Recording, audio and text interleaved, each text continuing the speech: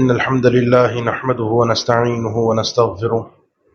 ونعوذ بالله من شرور أنفسنا ومن سيئات أعمالنا من يهده الله فلا مضل له ومن يضلل فلا هادي له وأشهد أن لا إله إلا الله وحده لا شريك له وأشهد أن محمدا عبده ورسوله يا أيها الذين آمنوا اتقوا الله حق تقاته ولا تموتن إلا وأنتم مسلمون يا أيها الناس اتقوا ربكم الذي خلقكم من نفس واحدة وخلق منها زوجها وبث منهما رجالا كثيرا ونساء واتقوا الله الذي تساءلون به والأرحام إن الله كان عليكم رقيبا يا أيها الذين آمنوا اتقوا الله وقولوا قولا سديدا يصلح لكم أعمالكم ويغفر لكم ذنوبكم ومن يطع الله ورسوله فقد فاز فوزا عظيما أما بعد فإن أصدق الكلام كلام الله وخير الهدي هدي محمد صلى الله عليه وسلم وشر الأمور محدثاتها وكل محدثة بدعة وكل بدعة ضلالة وكل ضلالة في النار. أعوذ بالله من الشيطان الرجيم. بسم الله الرحمن الرحيم. ولا تحسبن الله غافلا عما يعمل الظالمون إنما يؤخرهم ليوم تشخص فيه الأبصار مهطعين مقنعي رؤوسهم لا يرتد إليهم طرفهم وأفئدتهم هواء.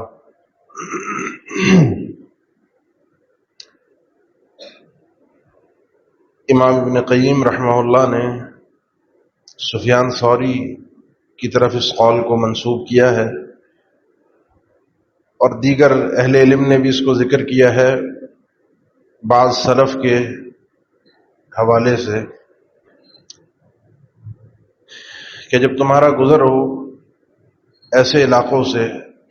کہ جہاں تمہیں ویرانی اور وحشت نظر آئے، ان کے گھر اور علاقے برباد نظر آئیں، وہاں پر تمہیں امن و سکون اور اطمینان نظر نہ آئے،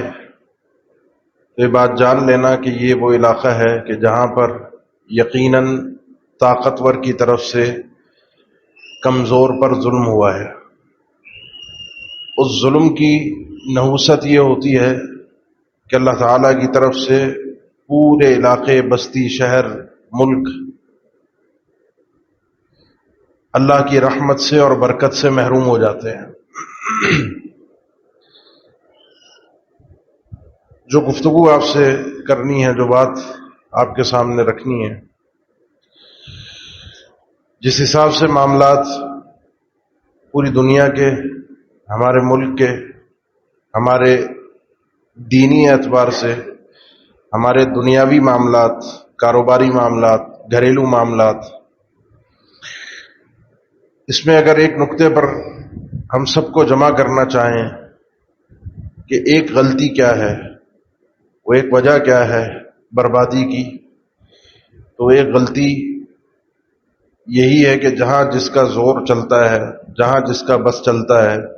جہاں جس کی مرضی چلتی ہے، وہ اپنے مفاد کو، اپنے فائدے کو، عاقبت کی فکر کیے بغیر، انجام کو سوچے بغیر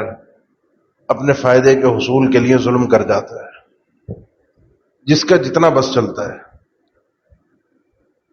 اور جب جس معاشرے میں ظلم پھیلتا ہے، وہ معاشرہ کبھی بھی کامیاب نہیں ہو سکتا۔ یہ اللہ کا بنایا ہوا اصول ہے،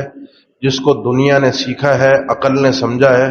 اور دنیا نے بھی اس چیز کو تسلیم کیا ہے۔ اسی لیے جو بعض اہل علم کی طرف سے، نسبت کی طرف سے، اس قول کو عام سا پیش کر دیا جاتا ہے، جبکہ اس کے ثوابق اور لواحق ہے، کہ کفر کے ساتھ تو حکومتیں چل سکتی ہیں، نظام چل سکتا ہے، لیکن ظلم کے ساتھ کبھی بھی نظام نہیں چلتا، ظلم کے ساتھ کبھی بھی حکومتیں قائم نہیں رہ سکتی۔ کفر تو باقی رہ سکتا ہے،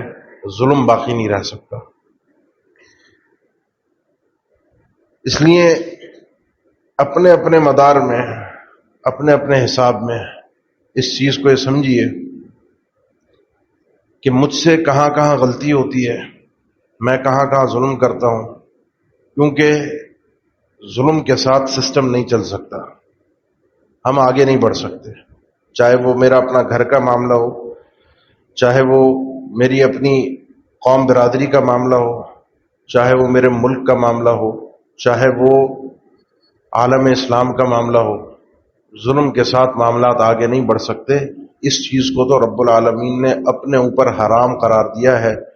جو حدیث قدسی آپ مشہور سنتے رہتے ہیں، یا عبادی انی حرمت الظلم علی نفسی، میرے بندو یہ ظلم تو میں نے اپنے اوپر حرام کر رکھا ہے، اس ظلم کے ساتھ نظام چل ہی نہیں سکتا۔ وما ربک بظلام للعبید، ہمارا رب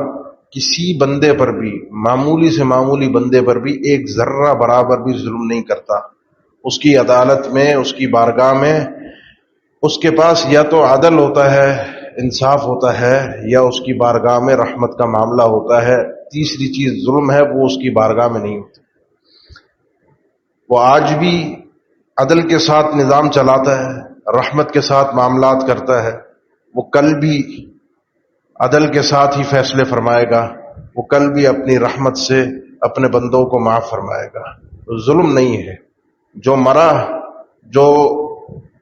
برباد ہوا، جو جہنم میں گیا، یہ اس کا اپنا قصور تھا۔ وما ظلمناہم ولکن کانوا انفسہم یظلمون، ہم نے ان میں سے کسی پر بھی ظلم نہیں کیا، ان سب لوگوں نے اپنے اوپر خود ظلم کیا ہے، یہ اپنی جانوں پر خود ظلم کرنے والے۔ اس لیے تھوڑا سا رک کر اب سوچئے، کیونکہ ایک جملہ ہے، ذرا سا اس کو سمجھیے گا، کیونکہ غلط مفہوم نہ چلا جائے۔ میں 4-5 سال سے، جب سے یہ کووڈ کے معاملات شروع ہوئے تھے،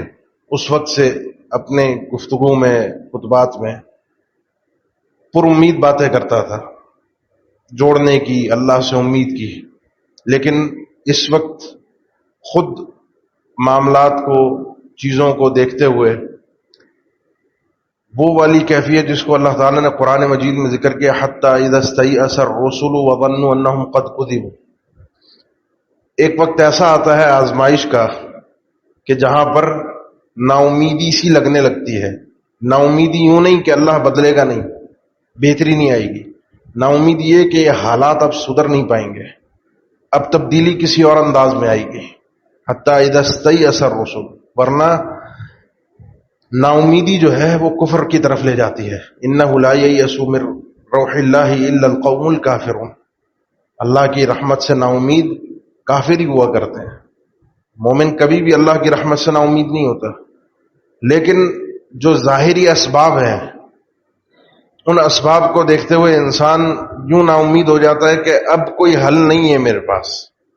اب کوئی آگے راستہ نہیں ہے، اب کچھ ہو نہیں سکتا۔ اور یہ وہ مقام ہوتا ہے جو ابتلاء اور آزمائش کا آخری مرحلہ ہوتا ہے۔ حتی اذا استیأس الرسل وظنوا انہم قد کذبوا، جس وقت یہ رسول بھی، ہماری آزمائش اتنی آئی ان رسولوں پر کہ ان کو بھی لگا کہ اب کچھ نہیں ہو سکتا، ان کو لگا کہ قد کذبوا، ان کو اب جھٹلا دیا گیا ہے، ان کو کوئی ماننے والا ہے ہی نہیں، ان کا کوئی ساتھ دینے والا ہے ہی نہیں، یہ ختم ہو چکے۔ جاءہم نصرنا فنجی من نشاء، جب بالکل نا امیدی چھانے لگتی ہے، وہیں سے ہماری مدد کا آغاز ہونا شروع ہوتا ہے، اور ایسی مدد آتی ہے کہ ہم جس کو چاہتے ہیں اپنے چاہنے والوں میں سے ان کو نکال کر لے آتے ہیں۔ اور کیسے نکالتے ہیں وہ تو قرآن مجید میں آپ دیکھتے رہتے ہیں، بلکہ اپنی زندگی میں ہم اور آپ مشاہدہ کرتے رہتے ہیں کہ کہاں کہاں سے، کن کن حالات سے ہم نکل کر آتے ہیں۔ اس لیے یہ جو حالات اس وقت نظر آ رہے ہیں، ہم پورا معاشرہ ایک بے حسی کے عالم میں پڑ چکا ہے۔ فلسطین کا معاملہ ہو، کیونکہ دن دن گزرتے جاتے ہیں نا، سال قریب ہونے کو آ رہا ہے، دن بدن چیزیں جب ہوتی رہتی ہیں تو ایک نارمل ہو جاتا ہے۔ ہمارے اپنے روٹین کے گھر کے معاملات ہوں، ہمارے اپنے آگے پیچھے چلنے پھرنے کے معاملات ہوں، ہم تین چیزیں ہوتی ہیں، ایک ظالم ہوتا ہے، ایک مظلوم ہوتا ہے، ایک شریعت نے تیسرا شخص پیش کیا ہے، لیکن ہمارے معاشرے میں وہ تیسرا شخص جو ہے وہ تماشائی ہے، جو کھڑا ہو کر ویڈیو بناتا ہے۔ جب ظلم ہو رہا ہوتا ہے وہ کھڑا ہو کر اس چیز کو کیمرے میں محفوظ کرنے کی کوشش، مدد نہیں کرے گا، وہ مزہ لے گا، وہ تفریح لے گا، تماشا دیکھے گا۔ ہم جب اپنے ارد گرد ہوتا ہوا ظلم دیکھتے ہیں، اپنے گھروں میں، اپنے معاشرے میں کسی ملازم پر ظلم ہو رہا ہے، کچھ ملازم اپنے مالک کے ساتھ ظلم کر رہے ہوتے ہیں، اس کو دھوکہ دے رہے ہوتے ہیں، اس کو نقصان پہنچا رہے ہوتے ہیں۔ کہیں گھر میں ہم ظلم ہوتا ہوا دیکھتے ہیں، کوئی مرد اپنی طاقت سے اپنے بچوں پر، اپنی بیوی پر ظلم کرتا ہے۔ کہیں ہم ظلم دیکھتے ہیں عورت کی طرف سے کہ وہ اپنے شوہر پر، اپنے بچوں پر ظلم کرتی ہے۔ کہیں ظلم ہم دیکھتے ہیں اولاد کی طرف سے کہ وہ اپنے والدین پر ظلم کرتے ہیں۔ ہم تماشائی بنے رہتے ہیں۔ حرام ہے تماشائی بننا، تماشائی بننا حرام ہے۔ شریعت نے تیسرے شخص کو یہ حکم دیا ہے کہ اس نے مظلوم کے ساتھ کھڑا ہونا ہے، مظلوم کا ساتھ دینا ہے۔ حافظ ابن حجر رحمہ اللہ نے لکھا ہے کہ مظلوم کی مدد کرنا فروض کفایہ میں سے ہے، یعنی لازمی ہے کہ مدد ہونی چاہیے۔ اتنے لوگ اگر اٹھ گئے، اتنی مدد اگر ہو گئی کہ کام پورا ہو گیا تو چلو ہو گیا، مقصود مدد ہے، مقصود ظلم کو روکنا ہے۔ لیکن اگر اتنے لوگ نہیں اٹھے، یا کسی ایک شخص پر لازم ہے، کوئی گھر کا سربراہ ہے، خاندان کا بڑا ہے، کوئی مارکیٹ کا بڑا ہے، کوئی ملک کا بڑا ہے، کوئی سربراہ ہے، کوئی بھی ہے، اس کے اوپر اگر لازم ہے مدد کرنا تو اس کے اوپر لازم ہے مدد کرے، نہیں تو وہ ایسا نہ ہو کہ ظالموں کے ساتھ شمار ہونا شروع ہو جائے، کیونکہ ظلم دیکھتے ہوئے خاموشی اختیار کرنا ایک طرح سے ظلم کی پذیرائی ہوتی ہے۔ اب سوال یہ ہے کہ ظلم کو روکیں کیسے؟ ظلم تو اپنی جگہ پر ہے، یہ آپ ایک منظر اپنی ذہن میں اچھی طرح سے بٹھا لیں کہ جو آیت میں نے شروع میں پڑھی نا، بڑا عجیب منظر ہے۔ وَلَا تَحْسَبَنَّ اللَّهَ غَافِلًا عَمَّا يَعْمَلُ الظَّالِمُونَ إِنَّمَا يُؤَخِّرُهُمْ لِيَوْمٍ تَشْخَصُ فِيهِ الْأَبْصَارُ۔ اللہ کے بارے میں کبھی یہ مت سمجھنا، تمہارے ذہن میں خیال بھی نہ آئے کہ اللہ ظالموں کے عمل سے غافل ہے، بھول گیا ہے، اللہ کو علم نہیں ہے۔ یہ بات اپنی گٹی میں باندھ لو، وما کان ربک نسیہ، تمہارا پروردگار کچھ نہیں بھولتا، کچھ نہیں بھولتا۔ یہ ظلم چلتا رہے گا۔ انما یؤخرہم لیوم تشخص فیہ الابصار، کب تک چلے گا؟ اللہ ان کو مہلت کیوں دے رہا ہے؟ یہ کوئی کسی کی 10 سالہ تاریخ، کسی کی 20 سالہ، کسی کی 50 سالہ، کسی کے 100 200 300 نسلیں ان کی ظلم کرتی ہوئی گزری ہیں، تاریخ اٹھا کر دیکھی۔ ان کو اللہ نے مہلت دی ہے، کب؟ لیوم تشخص فیہ الابصار، ایسے دن جس دن یہ آئیں گے تو یہ خود چکرا کے رہ جائیں گے، ان کی آنکھیں پھٹی کی پھٹی رہ جائیں گی۔ اللہ نے قیامت تک کے لیے ان کو مہلت دے کر رکھی ہے۔ اللہ نے فرمایا فلا تعجل علیہم انما نعد لهم عدا، اللہ کے نبی صلی اللہ علیہ وسلم، یہ جو کفار آپ پر ظلم کر رہے ہیں آپ جلدی نہ کیجیے۔ کہاں ہے اللہ کی مدد؟ کہاں ہے اللہ کا فیصلہ؟ ہم نے ظلم کا ایک نصاب ہوتا ہے، ایک حد ہوتی ہے، ایک لمٹ ہوتی ہے، وہ اللہ کے یہاں مقرر ہے۔ وہ جب ظلم اس لمٹ تک پہنچتا ہے نا، پھر اللہ کی طرف سے پکڑ آتی ہے۔ اس لیے جو سسٹم رب العالمین چلا رہا ہے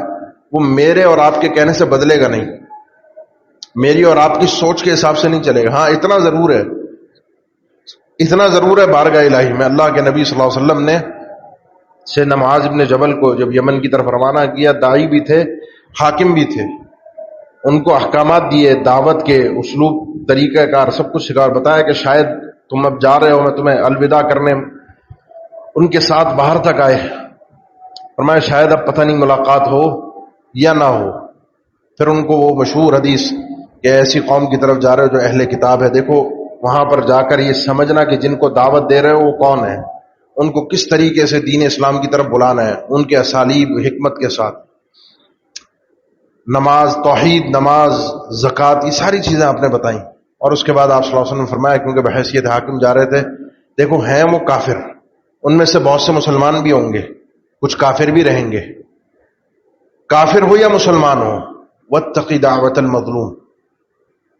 کوئی بھی مظلوم اگر ہو، یعنی تم نے اس پر ظلم کیا ہو اور تمہاری طرف سے مظلوم بن گیا، وہ چاہے کافر کیوں نہ ہو، اس کی بد دعا سے بچنا، وہ بد دعا نہ دے تمہارے خلاف۔ کیوں؟ کیونکہ مظلوم کی جو بد دعا ہوتی ہے وہ چاہے کوئی بھی ہو، اس کے اور پروردگار کے درمیان تک پہنچنے میں کوئی رکاوٹ درمیان میں حائل نہیں ہوتی۔ دوسری روایت کے الفاظ ہیں اللہ تعالیٰ اس بد دعا کے لیے اس کو آسمان تک اٹھاتا ہے، بادلوں کے اوپر تک لے جاتا ہے، آسمانوں کے اوپر اپنے پاس تک اس بد دعا کو پہنچاتا ہے، اور اس بد دعا کو کہتا ہے اللہ کہ میری عزت اور میرے جلال کی مجھے قسم ہے لَأَنصُرَنَّكِ وَلَوْ بَعْدَ حِينٍ، تجھے قبول ضرور کیا جائے گا، مظلوم کی مدد ضرور کی جائے گی اگرچہ کچھ وقت کے بعد یہ معاملہ ہو۔ وہ وقت اللہ کے طے کردہ معاملات میں سے، وہ جو سسٹم اللہ چلا رہا ہے کائنات کا، وہ میری اور آپ کی سمجھ سے بالاتر چیزیں ہیں، وہ حکمتیں میں اور آپ سمجھ نہیں سکتے۔ مدد ضرور ہوگی، پلٹنا ضرور ہے معاملے کو، ظالم کو حساب ضرور دینا ہے۔ یہ ظالم کل بارگاہ الہی میں پیش ہوں گے، مہطعین مقنعی رؤوسہم لا یرتد الیہم طرفہم، یہ سوچو مت کہ یہاں معاملہ نمٹ گیا، یہ تو بڑی تسلی ہے کل قیامت کے دن۔ اللہ کے نبی صلی اللہ علیہ وسلم پوچھا کرتے تھے جب بھی کوئی آپ کے احباب، دوست، ساتھی باہر سفر سے آتے، غزوے سے آتے، آپ کے حبشہ جو لوگ، جو صحابہ ہجرت کر کے گئے تھے، حبشہ سے جب وہ ہجرت کے بعد آپ سے ان کی ملاقات ہوئی تو آپ نے پوچھا کہ تم لوگوں نے وہاں کوئی خاص چیز دیکھی ہو، خاص معاملہ دیکھا ہو، کوئی عجیب و غریب معاملہ تمہاری نظروں سے گزرا ہو؟ تو ان صحابہ میں سے بعض نے عرض کیا کہ ہم نے ایک واقعہ دیکھا کہ عورت، ایک بوڑھی عورت جو ہے وہ اپنے سر پر، کندھے پر پانی کے مٹکے اٹھا کر جا رہی تھی، بوڑھی عورت تھی، بدماش ٹائپ نوجوان آیا۔ مستی ہوتی ہے ان لوگوں کے اندر، اپنی جوانی کا، اپنے طاقت کا ایک گھمنڈ اور غرور ہوتا ہے، جیسے ہمارے یہاں بھی یہ بڑی بڑی گاڑیوں کے اندر ہوٹر اور آوازیں لگاتے ہوئے اور سائرن بجاتے ہوئے، لائٹیں گھماتے ہوئے اپنے آپ کو کوئی الگ نسل اور الگ قوم یا الگ کوئی مخلوق شمار کرتے ہوئے جاتے ہیں۔ بالکل اسی مزاج کا وہ آدمی آیا، بلا وجہ اس عورت کے ایک دھکا دے کر سینے پر اس نے اس کو گرا دیا، وہ عورت بھی گر گئے، اس کے مٹکے بھی نیچے گر کے ٹوٹ گئے، پانی بہہ گیا، مٹکے ٹوٹ گئے۔ پانی کس طرح سے عورت کہاں سے بھر کر لا رہی تھی، مٹکے، اس کے اوپر تو ظلم توڑ دیا اس نے، بوڑھی عورت۔ کہا کہ صحابہ نے کہا کہ ہم نے اس وقت یہ دیکھا، جو غریب عجیب پریشان کن چیز تھی وہ یہ تھی کہ اس وقت اس نے اس آدمی کو خطاب کیا کہ ستعلم یا غدر یا ایھا الغادر، اے کمبخت آدمی، آج تو نے کر لیا ہے لیکن اس کا جواب تو کل کیا دے گا؟ کل تجھے پتا چلے گا کہ جب اللہ اول و آخر کو جمع کرے گا، اذا وضع اللہ کرسیہ للحکم بین العباد، اور اللہ آسمان یعنی اللہ اپنی کرسی کو رکھے گا لوگوں کے درمیان فیصلہ کرنے کے لیے، جب وہ آئے گا اور لوگوں کے درمیان فیصلہ کرے گا، اس دھکے کا حساب و کتاب تجھے اس دن دینا پڑے گا۔ معاملہ یہ ختم نہیں ہوا، آج تیرے پاس طاقت ہے، تو نے بلا وجہ مجھے دھکا دیا ہے، اس کا جواب تجھے کل قیامت کے دن دینا پڑے گا۔ یہ معاملہ ایسے ہوا میں نہیں اڑ جائے گا، یہ سب چیزیں نوٹ ہوتی ہیں۔ مالی ھذا الکتاب لا یغادر صغیرۃ ولا کبیرۃ الا احصاها واذا الصحف نشرت، یہ کل قیامت کے دن نام اعمال جب میرے سامنے آئے گا، میں تو کہوں گا یہ میرے ایک دھکے کو بھی اس میں لکھا گیا ہے، میری ایک کسی کو تیز نظروں کے ساتھ دیکھنا، کسی پر غرا کر دیکھنا، کسی کو دیکھ کر تیوریاں چڑھانا، یہ سب کچھ میرا اس میں لکھا ہوا ہے۔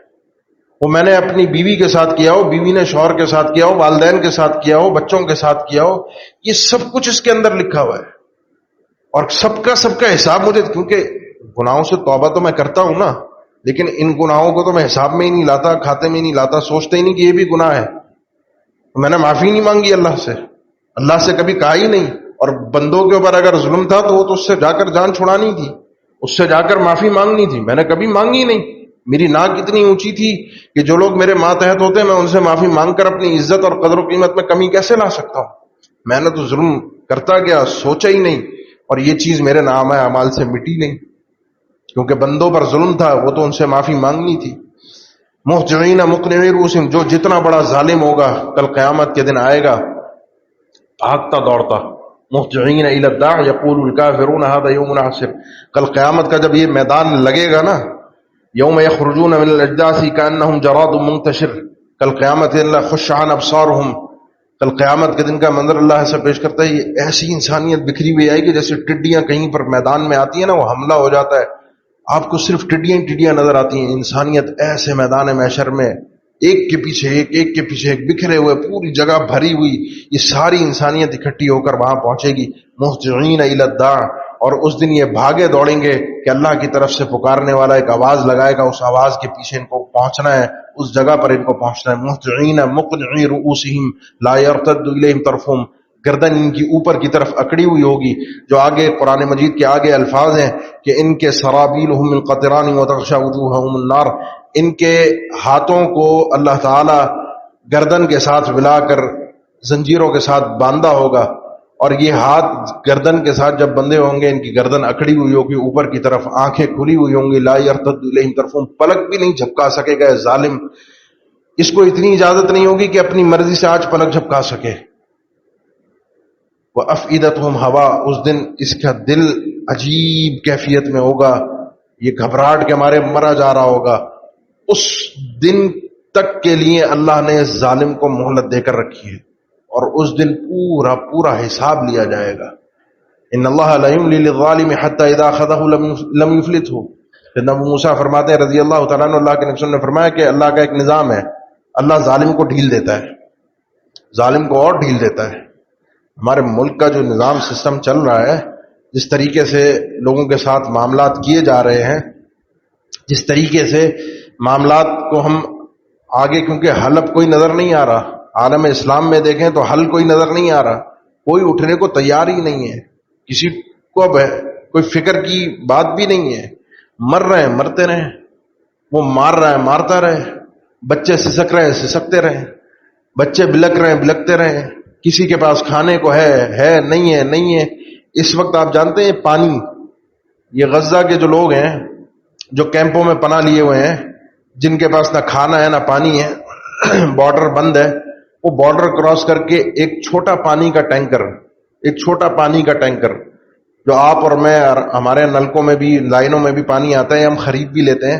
ایک ٹینکر $1200 کا پڑتا ہے ان کو، چھوٹا ٹینکر $1200،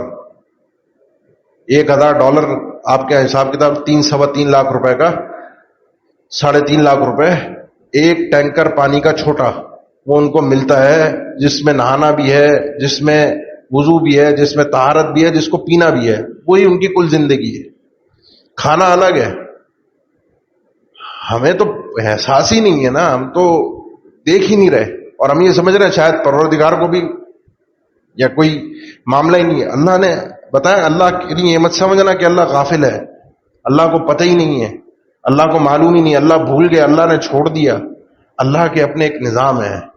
ہمیں اپنے اس نظام کے مطابق ہمیں بھی کچھ اپنی غلطیوں کے حوالے سے فکر کرنی چاہیے، سوچنا چاہیے۔ جگہ جگہ ہم بھی ظلم کر رہے ہیں،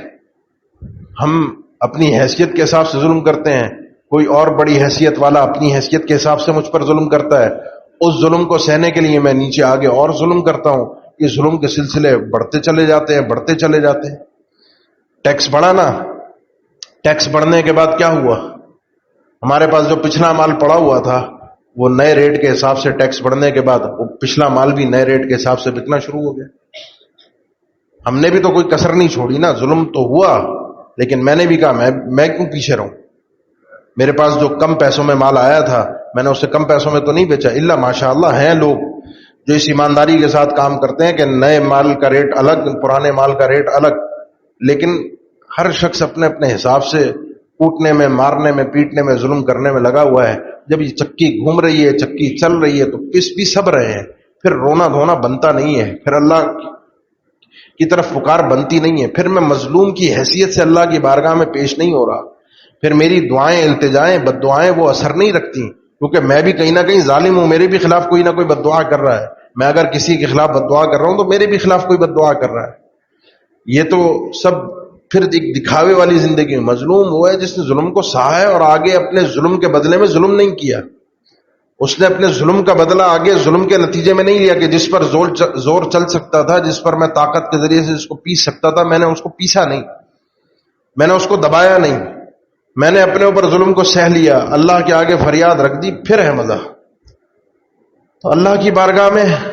یہ بات انسان کو ہمیشہ اچھی طرح ذہن میں رکھنی چاہیے، کل حساب ہے، کل ہے بدلہ، اور یہ قیامت کا دن یہی ہمیں اور آپ کو ایک تسلی دیتا ہے۔ اگر چاہتے ہیں کہ اس ظلم سے نجات مل جائے، جو کہ حالات بدلتے اور سدھرتے ہوئے نظر آ نہیں رہے، اللہ بدلے گا، اللہ سے مجھے پوری امید ہے، ہم نہیں ہوں گے، ہمارے بعد شاید کوئی اور ہوگا، نئی نسل ہوگی، نئے لوگ ہوں گے، نیک لوگ ہوں گے، شاید ہم اس قابل نہیں کہ ہم اللہ کی رحمت اور عدل کے مطابق زندگی گزار سکیں، لیکن اللہ کی رحمت اور عدل کا معاملہ رہے گا، چلے گا، ایسا نہیں ہے، حالات بدلیں گے، لیکن اگر آپ اپنے لیے بدلنا چاہتے ہیں تو آپ کو اپنے آپ کو بھی بدلنا ہوگا، آپ کو اپنی اپنی حیثیت میں اپنے اپنے حساب سے دو چیزوں پر غور کرنا پڑے گا کہ میں تو خود کہیں ظلم نہیں کر رہا، میں خود کہیں کسی پر ظلم تو نہیں کر رہا، میرے اوپر ظلم ہو رہا ہے تو آگے پلٹ کر میں کسی پر ظلم تو نہیں کر رہا، اور دوسرا کوئی اگر مظلوم ہے تو اپنی حیثیت، طاقت اور قدرت کے، قوت کے حساب سے اس مظلوم کے ساتھ کھڑا ہونا، اس مظلوم کی تائید کرنا، اس مظلوم کا ساتھ دینا، ظالم کو اس کے ظلم کے کرنے سے روکنا، جو جو شریعت نے جس جس طریقے سے سکھایا، کہیں ایسا نہ ہو کہ میں ظالم کو ظلم سے روکنے کے لیے جاؤں اور اس کو اس سے زیادہ ظلم پر ابھار کر آ جاؤں، میں اس کو ایسا چھیڑ کر آؤں، ایسا اس کو پریشان کر کے آؤں کہ وہ پہلے سے زیادہ ظلم کرنے پر آ جائے اور میں اس کے ظلم کو روک نہ پاؤں۔ تو اس لیے یہ بڑی سمجھداری کی بات ہے، بڑی عقل مندی کی بات ہے کہ ظالم کے ظلم کو روکنا کس انداز میں ممکن ہے، مجھے شریعت نے کس حیثیت میں کتنی اجازت دی ہے جس کے ذریعے سے میں ظالم کو ظلم سے روک سکتا ہوں اور مظلوم کی مدد کر سکتا ہوں۔ یہ جو آیت آپ نے سنی تھی، فلا ولا تحسبن اللہ غافلا عما يعمل الظالمون، میمون ابن مہران رحمہ اللہ فرماتے ہیں یہ آیت میں دو باتیں ہیں، ایک تو ظالم اس کے لیے وعید ہے، وعید کل قیامت کے دن دیکھ تو نے حساب دینا ہے، تو کوئی بھی ظالم ہو تو نے حساب دینا ہے، اور دوسرا مظلوم کے لیے ایک تسلی ہے، مظلوم کے لیے ایک ٹھنڈک ہے، مظلوم کے لیے ایک تعزیت ہے، اس کے دل کو ایک مضبوط کرنا ہے کہ یہ دنیا کی زندگی بڑی مختصر ہے، یہاں ظلم ہوتے ہیں، یہ نظام ہے، ایک سسٹم ہے اللہ کا بنایا ہوا، کیونکہ جیسے جیسے انسان کو طاقت ملتی ہے، جہاں جہاں جس جس معاملے میں وہ آگے بڑھتا ہے، اپنے سے کمزور والے پر ظلم کرنا اس کی فطرت میں ایک چیز آ جاتی ہے، اس کی طبیعت میں آ جاتی ہے، تو اس لیے اس کے ظلم کو اگر سہ کر آ گئے، برداشت کر کے آ گئے تو کل قیامت کے دن بہت کچھ ملے گا۔ اللہ ہم سب کو ان قوانین کو، اللہ کے ان احکامات کو سمجھنے کی توفیق دے۔ اقول قولی ھذا واستغفر اللہ لی ولکم وآخر دعوانا ان الحمد للہ رب العالمین۔ ان الحمد للہ نحمده ونستعینه ونستغفره ونعوذ بالله من شرور انفسنا ومن سيئات اعمالنا، من يهده الله فلا مضل له ومن يضلل فلا هادي له، واشهد ان لا اله الا الله وحده لا شريك له، واشهد ان محمدا عبده ورسوله۔ اللہ کے نبی صلی اللہ تعالی علیہ وسلم نے اپنی پوری زندگی گزاری اور مختلف